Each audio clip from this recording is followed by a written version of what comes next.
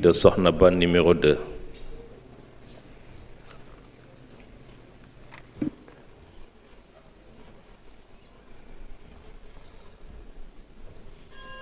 Asalaamaaleykum wa rahmatullah. Tey ñi ngi ñëw pour wax ci projet de loi 3/2024 relatif à la Commission nationale des droits de l'homme. Donc monsieur le ministre de la justice garde des Sceaux ñu ngi lay nuyu bu baax. Mon frère Yankhoba, monsieur le ministre du travail en relation avec les assemblées ñu ngi lay nuyu di la féliciter ci prestance bi ak ci constance bi ak ci engagement bi. di wax ni on est passé aujourd'hui de comité sénégalaise à commission nationale. Donc je pense que c'est une très bonne évolution su fekkee ci wàllu droit de l'homme la ñuy wax parce que wàllu droit de l'homme yaakaar naa pas bu ñu ci teg rek dañ ko war a consolider. Donc je pense que loi la bu ñu war a voter beneen bi aussi c'est benn loi la boo xam day ñëw pour corriger améliorer process de nomination yi, améliorer les moyens yi nga xam ne dina rendre en tout cas institution bi mu nekk institution indépendante. Parce que institution boo xam ne nag dafa war a wax ci lépp loo xam ne day salfaañe droit de l'homme mu jëm ci wàllu biir gouvernement bi di ko def wala muy xew ci assemblée bi wala muy xew feneen. Je pense que institution boobu buñ ci teg rek dañ ko war a consolider. Beneen bi mooy le respect des engagements internationaux. Je pense que aussi àddina bi ñu nekk il va falloir que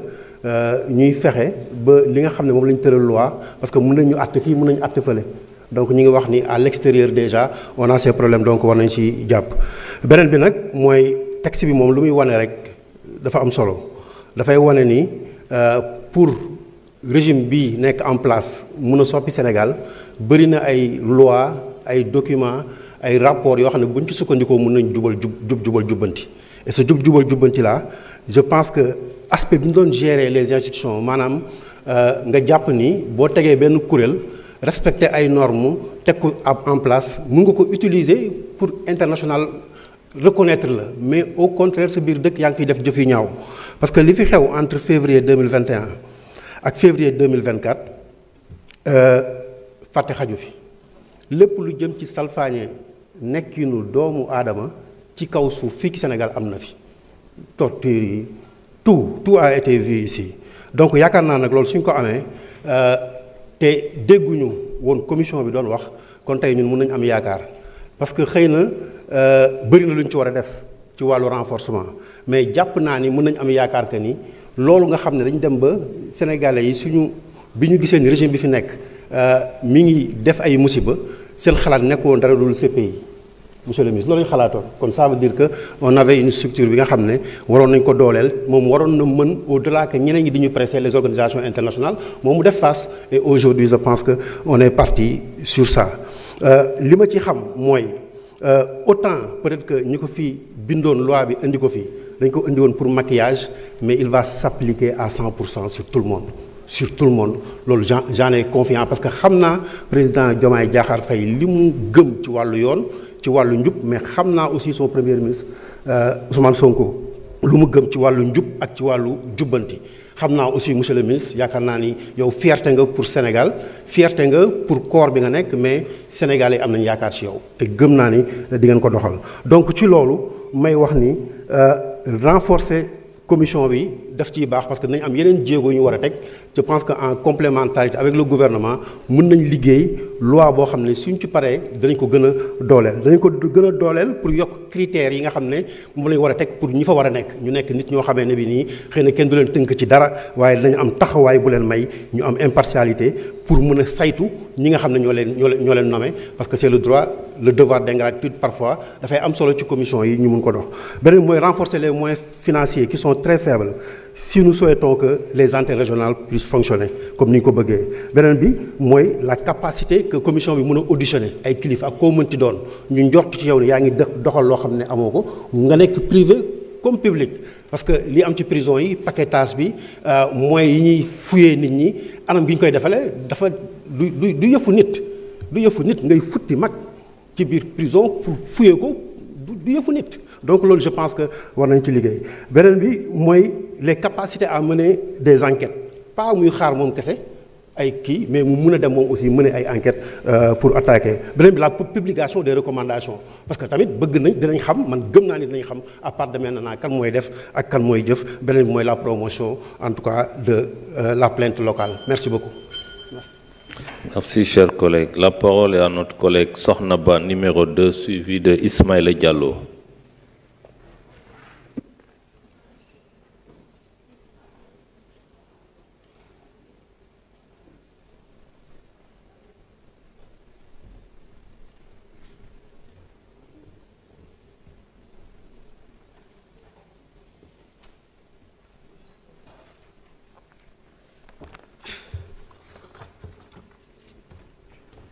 Merci beaucoup, Monsieur le Président.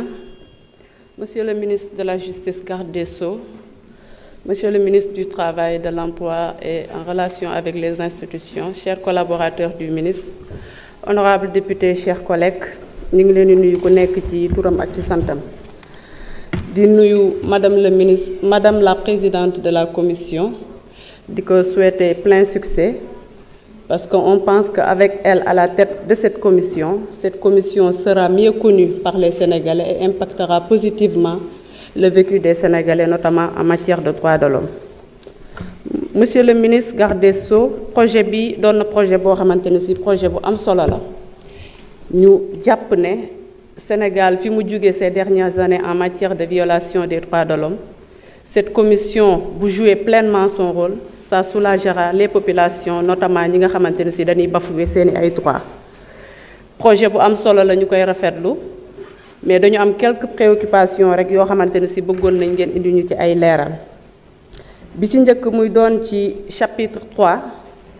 plus précisément à l'article 8 par rapport au mandat des membres de la commission. On a dit que les membres sont élus de même que la présidente pour 6 ans non renouvelables. Je l'avais posé et je n'avais pas la réponse, donc je repose la question. Parce que je pense que 6 ans non renouvelables, ça doit être motivé. Qu'est-ce qui a motivé, même si c'était avec l'ancien gouvernement, mais l'État est une continuité, qu'est-ce qui a motivé à ce que ces 6 ans ne soient pas renouvelés? D'autant plus que quand on ne renouvelle pas, on est obligé de reprendre à zéro. À chaque 6 ans, on est obligé de changer de président, on est obligé aussi de changer des membres. Est-ce que cela participe réellement à la stabilité de la commission? L'autre question, c'est par rapport au chapitre 2, notamment sur les attributions. On a dit que sur les attributions, la commission de procéder à des visites des lieux de privation de liberté sans préjudice aux autres mécanismes.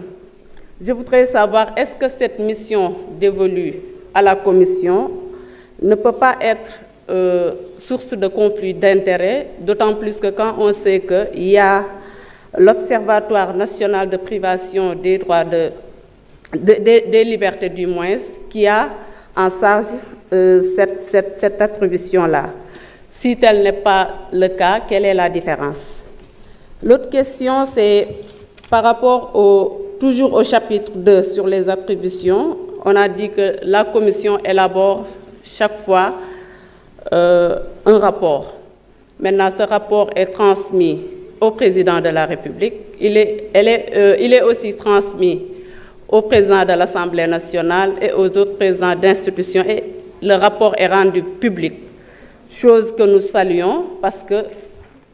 ci ay rapport moom Sénégal moom batt na ci ay record. On publie mais après il n'y a pas de suite boo xamante ne ci suite bu favorable la bu mën a permettre de concrétiser le travail qui est en train d'être effectué par cette commission-là ou bien par les autres institutions.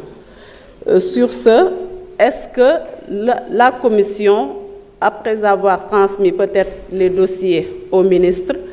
est-ce que la commission a droit de regard ou bien peut faire le suivi nécessaire pour que les recommandations ou autres doivent être appliquées? L'autre question, c'est par rapport à la saisine. Dans le texte, on nous dit que la commission peut s'autosaisir, mais elle peut être aussi saisie par d'autres. Maintenant, quand il s'agit de saisine par les citoyens, quelle est la procédure requise pour un citoyen de pouvoir saisir en cas de violation des droits de l'homme la commission pour que ces droits puissent être pour que ces droits yi nga xamante ne si moom la ñu bafoué ces droits là ñu mën ko delloo. C'était les quelques préoccupations que j'avais pour le projet de loi, tout en souhaitant encore une fois à Madame la Présidente plein succès, parce qu'on sait qu'avec vos compétences, vous pourrez amener la Commission à jouer pleinement son rôle. Je vous remercie. Merci, chers collègues. La parole est à notre collègue Ismaïla Diallo, suivi de Ndialou Bathily.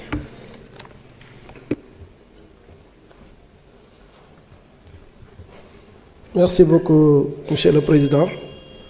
Donc, Monsieur le Ministre, nous voulons nuyu ses collaborateurs, mes chers collègues députés. Donc, nous voulons profiter, féliciter les ministres vraiment si cette nomination, encourager les aussi si c'est travail d'abord. Féliciter le président Bassirou Diomaye Faye parce qu'apparemment, projet de loi bi def na ci circuit bi 13 ans on dirait donc tey jii bu ñu amee occasion indi ko aussi bien en commission technique indi ko aussi tey en plénière pour ñu mun ko jàllale loolu dañ ciy kontaan di kontaan également sur le fait que ci rapport bi dégg naa ñu ne tribunalu Guinguinéo dinañ ko installer bientôt donc loolu ñu ngi ciy am kontaante bu baax a baax a baax man nag dama am benn livre boo xam ne dama ko bëgg livre bi day wax pourquoi certains pays sont pauvres et certains pays riches ku ñu wax Acemoglu ak Robinson ñoom ñoo ko bind. Ils sont posés nag beaucoup de questions di laaj ndax tàngoor mooy tax ab réew pauvre ndax culture mooy tax ab réew pauvre wala mu riche wala situation géographique wala dafa war a nekk ci montagne wala mu nekk situation plate mooy doon pauvre ba ñu xoolee dafay analyse yooyu ñu ne déedéet leen rek mooy tax souvent yenn pays di am richesse yeneen pays di am pauvreté mooy. Souvent, dans les pays, nous respectons les droits humains, alors que dans les pays, nous respectons les droits humains. Donc, il nous faut des institutions fortes, inclusives, pour que vraiment, quand tu es à Faux-Muntinek, à Faux-Muntibok, à Faux-Munti du Sénégal, nous respectons ces droits, yow di nga mëna démal sa bop. Donc lolu tay ji bo gisé makoy wax dama gis né tay ji le fait que tay ji ñi mettre en place commission bi da fay renvoyer à ça. Gis na nak ñep spécifié ko ci droit prisonnier yeeg ak yelleef bi ngay am ci tribunaux yi mais ak yelleef weesu na foofu ak yelleef mu ngi nekk ci yow droit de propriété bi nag sénégalais bi yeewu bëgg nekk dara mënul nekk dara sénégalais bi yeewu pour mu am suuf boo xam ne war na mën a xalaat ne suuf si su ma góorgóorlu mu am lu ma ca def ba mën a dëkk ci kër mais loolu yëpp c'est des droits yoo xam ne dañ ko war a protéger loolu mu ngi ci réew mi te dañ ko war a defaraat c'est pourquoi Madame la Présidente dama lay encourager en ce sens là nga xam ne droit bi dafa war a jege sénégalais bu nekk c'est-à-dire ku droit sénégalais bu nekk dañ ko war a jox ak yelleef fa bu ma jógee foofu nag ñun sénégalais aussi tamit il faut que nag ñu xam ne dañoo am ay devoir c'est important de le dire moo xam transporteur bi la moo xam keneen ak keneen ñu ñëpp dañoo am ay devoir des uns vers les autres te loolu dañ ko manqué bu baax a baax a baax ñan nañ sañ nañ yokk suñu loxo ne dañu suñuy droit waaye bu ñu laajee suñuy devoir duñ ko def parce que nous avons prôné le changement nous avons prôné le changement à 54,28%.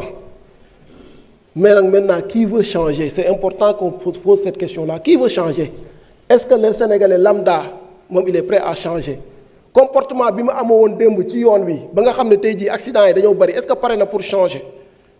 Est-ce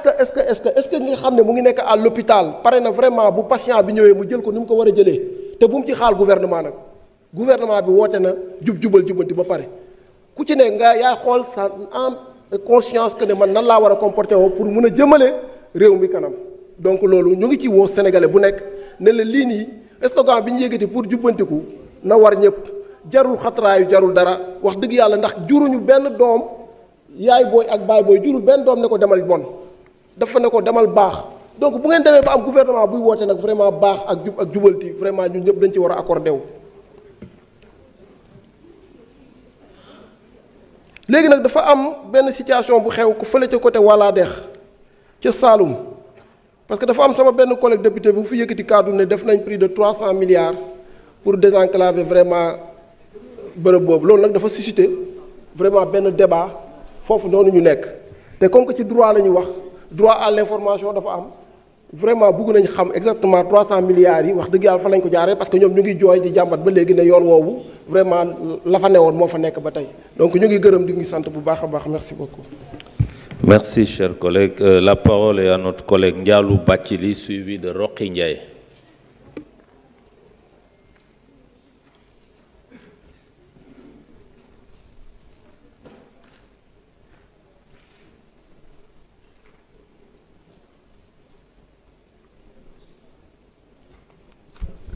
Merci, Président. Assalamu alaikum. Chers collègues honorables députés, maa ngi nuyu monsieur le ministre, monsieur les ministres ak seen collaborateurs. Xam naa monsieur le ministre si sa biir rapport da nga wax ci wàllu traité de Marrakech bi wax nga yi tamit ne di nga ko yóbbante mu nekk loo xamante ne personnes handicapées yi ñu ngi koy xaar depuis 10 ans par rapport à sa ratification ñu ngi rafetlu déjà geste boobu. Mais dama ci bëgg a dolli li ñuy wax la ratification aussi du protocole africain sur l'handicap boobu aussi depuis 4 ans bientôt ñi ngi xaar seen ratification ndax maa ngi fàttali ne personnes handicapées yi booy xool ci recensement bu mujj bi ñu ngi représenté 7,3% de la population maanaam daanaka 1,3 million. Donc yi nga xamante ne moom la ñuy xaar boobu ba léegi mu yàgg ci yoon bi ci circuit bi ñoo ngi leen di ñaan ngeen jàppale ñu mun ko décompter. Il y a aussi la mise en place de la haute autorité qui doit être le cadre de coordination et de suivi de toutes les politiques publiques yi nga xamante ne ñoom ñoo war a toppatoo lépp loo xamante ne dafa dellu ci wàllu handicap. Donc yooyu seen ratification ñoo ngi koy xaar pour li nga xamante ne moo jëm ci handicap yi mën a yemb. waxoon naa fi bi passé aussi li dellu ci wàllu loi d'orientation sociale bi mais amoon temps terminé ko ndax 15 textes la ci biir loolu am na 11 décrets ñu jot a jël 2 décrets yi. Génnee ko mu des 8 décrets yoo xamante ne wër nañ ko génnee ba léegi ñu ngi xaar ak 4 arrêtés ministériels yoo xamante ne tey moom moo tere application loi d'orientation sociale boobu. Donc personnes handicapées yi actuellement ñu ngi posé wu la question de savoir lan moo ko bloqué dañu bëgg a xam lan moo ko bloqué par rapport à la loi d'orientation sociale ba décret yooyu ak nu mu tudd arrêté interministériel yooyu ba léegi jëluñu ko. ba tey ci wàllu programme yi ndax bi ci biir décret bi ci lañu jëloon li nga xamante ne mooy la carte d'égalité des chances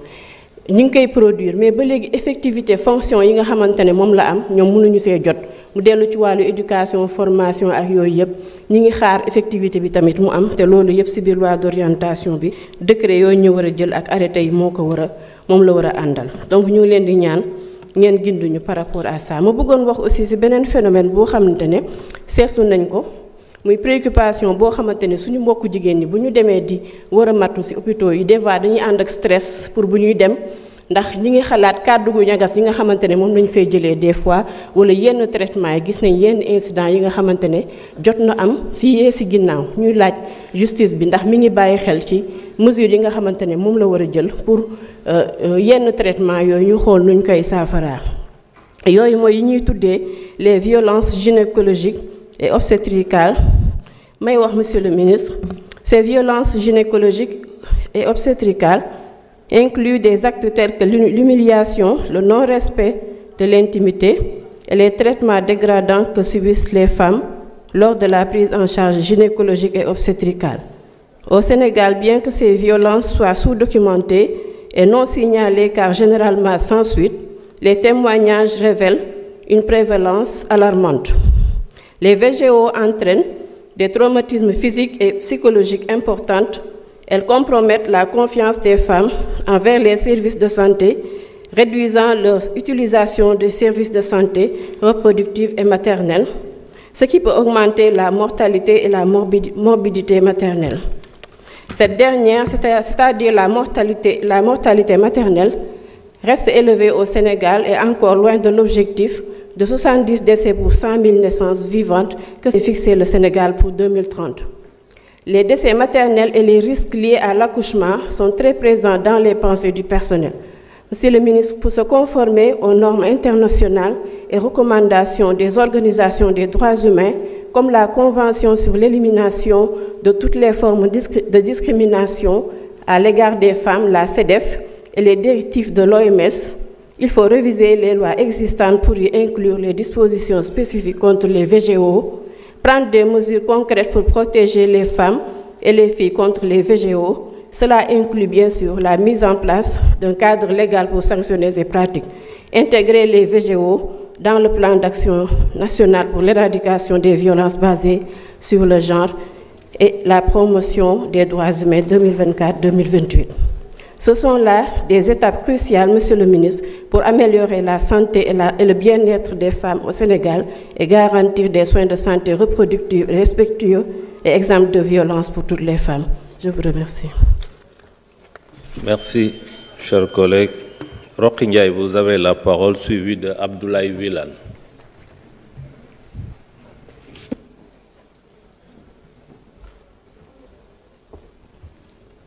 Merci beaucoup, Monsieur le Président, Monsieur le ministre, ministre de la Justice, garde des Sceaux, Monsieur le ministre du Travail, chers collaborateurs des ministres, honorables députés, maa ngi leen di nuyu. Monsieur le ministre, balaa may continuer, permettez-moi ma nuyu ci ñenn ci seeni collaborateurs, à savoir sama frère Ibrahima Diémé de l'autre bord et ma sœur Ndeye Sokhna Badji, maa ngi leen di nuyu bu baax. Monsieur le ministre, tey nag dañuy liggéey ci projet de loi bi nga xam ne ni mooy projet de loi numéro 3/2024 relatif à la Commission nationale des droits de l'homme. ñu gis ne commission la bu am solo ci li nga xam ne ni moom mooy ak yelleef ak ci doomu aadama surtout fii ci réew mi. Donc loolu dafay wane tout simplement voilà importance bi nga xam ne ni le président de la République jox na ko li nga xam ne moom mooy droit de l'homme. Surtout ñuy saluer nag commission mise en place de la commission surtout nag le fait que commission bi jigéen jiite ko jigéen boo xam ne nii juriste la bu wane ay compétences am ak ay talent au niveau national et international. Kon bu fekkente ne jigéen bu mel nii la présidente Amsatou Sow Sidibé jiite na commission bi suñu xel dafay dal waaye lii dafay wane vision ki nga xam ne mooy le chef de l'État jëmale toujours ci li nga xam mooy ak yelleefu doomu aadama di surcroît tamit place de choix bi nga xam ne ni am na ko jëmale ko ci ñun jigéen ñi kon loolu dafa nekk loo xam ne dañ koy rafetlu mais aussi choix bi nga xam ne ni am na ko di ko terale jigéen ci politique bi nga xam ne moom mu koy doxal. waaye monsieur le ministre ñu doon wax toujours par rapport ak antenne yi nga xam ne ñoo ne ci région yi ngeen fexe gën leen a renforcer ñu gën a actif bu gën jox leen ay moyens matériels financiers mais aussi yokk ressources humaines bi nga xam ne ni moom moo fa nekk ngeen mën a assister bu baax population yi nga xam ne ñoo ne ci base yi parce que bari na ñoo xam ne dañuy nekk ci base yi am ay problèmes ci wàllu yoon mais duñu xam fan la ñuy jaar mais aussi duñu xam nan la ñuy def ba jot seeni droit donc bu ñu gënee renforcer la base rek dina gën a baax.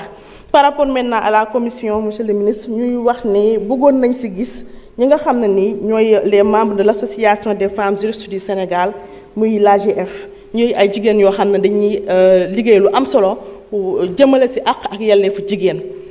Kon bu fekkente ne am nañ kenn koo xam ne nii bokk na ci ñoom rek dinañu gën a dalal suñu xel ndax xam nañ ne couche bi gën a vulnérable actuellement ci réew mi c'est les femmes et qui dit femme dit société. Monsieur le ministre may terminer samay propos ci li nga xam ne nii toujours ci di jëmale wàll ak yelleefu doomu aadama muy ay injustice yoo xam ne nii jotoon na fi am ci régime bi nga xam ne moom moo fi jógee ñun ñu nekkoon ci victime ma ci cité ki nga xam ne mooy le coordinateur de Pastef Kaolack muy maître Mbossi Sow bi nga xam ne dañ ko affecté woon arbitrairement ñu ñaan ñun waa Kaolack ñu delloo si ko ci biir ay njabootam ñu ngi leen di remercier bu baax merci. Merci Abdoulaye Wilane, vous avez la parole.